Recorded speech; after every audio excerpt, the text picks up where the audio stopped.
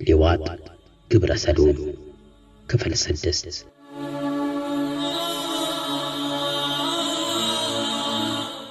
ሉጥ አለይሂ ሰላም ምን እንደሚፈልጉ ጠየቋቸው። በፊታቸው ላይ መጥፎ ነገር ይነበብ ነበር።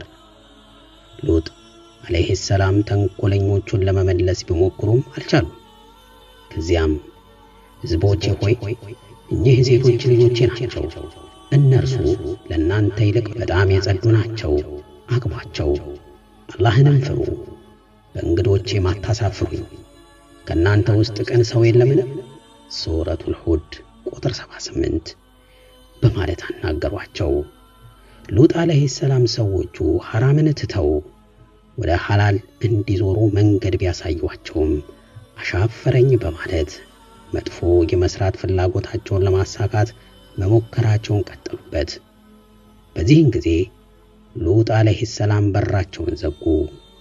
ሰዎቹም በሩም በኃይል ነቀነቁት። ሉጥ አለይሂ ሰላም በሁኔታው ተስፋ ቆረጡ። በእናንተ ላይ ለኔ ኃይል ቢኖረኝ ወይም ወደ ብርቱ ወገን ቢጠጋ ኖሮ የሚሰራውን በሰራው ነበር አሉ። ሱረቱል ሁድ ቁጥር 80 ሉጥ አለይሂ ሰላም የተንኮለኞቹን ክፋት ለመከላከል በቂ ኃይል በነበረኝ ብለው ተመኙ። በዚህን ጊዜ መልአኩ ጅብሪል ቆመና ይህን የሉጥን ሁኔታና እንግልት የተመለከቱት በወጣቶች የተመሰሉት መላእክት ሉጥን አለይሂ ሰላም ጠሩትና ሁሉንም ነገር ግልጽ አደረጉላቸው። መላእክት መሆናቸውንም አክለው ነገሯቸው። አንደኛ ጅብሪል አለይሂ ሰላም፣ ሁለተኛ ሚካኤል አለይሂ ሰላም፣ ሶስተኛ ኢስራፊል አለይሂ ሰላም ነበሩ። በመጨረሻም ይህችን ከተማ ሊያጠፏት እንደሆነና ሉጥና ቤተሰቦቹንና ተከታዮቹን ሁሉ ሰብስቦ ሱብሒ ሰዓት ከተማይቱን ለቆ እንዲወጣ አዘዙት። በዚህ ሁኔታ ሉጥ እንግዶቹን እያወራ ሳለ ሕዝቡ በሩን ሊገነጥል ተቃረበ። ያን ጊዜ ጅብሪልም አላህን ሱብሓነሁ ወተዓላ አስፈቀደና አንድ ጊዜ በሩን ከፍቶ በመውጣት በክንፉ ፊታቸውን ክፉኛ መታቸው። አይኖቻቸውም እዚያው መፍሰስ ጀመሩ።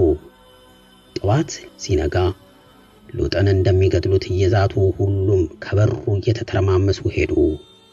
ከዚያም ሉጥ መላእክቱን መቼ ነው እነዚህን ሕዝቦች የምታጠፉት አሏቸው። እነርሱም ፈጀር ላይ ነው አሏቸው። ሉጥም አለይሂ ሰላም አሁኑኑ ብታጠፏቸውስ ሲሏቸው መላእክቱም ፈጅር ቅርብ አይደል እንዴ አሏቸው። በነጋታው ሉጥ ተከታዮቹን ቤተሰቦቹንና አመፀኛዋን ሚስቱን ይዞ ከመቅሰፍቱ ሽሽት ከከተማይቱ መውጣት ጀመረ። ሲወጣም ለተከታዮቹ በከተማይቱ የሚወርደውን መቅሰፍት ማንም ዞሮ ማየት እንደሌለበት አስጠንቅቆ ተናገረ። አሁን ጉዞ ጀምረዋል።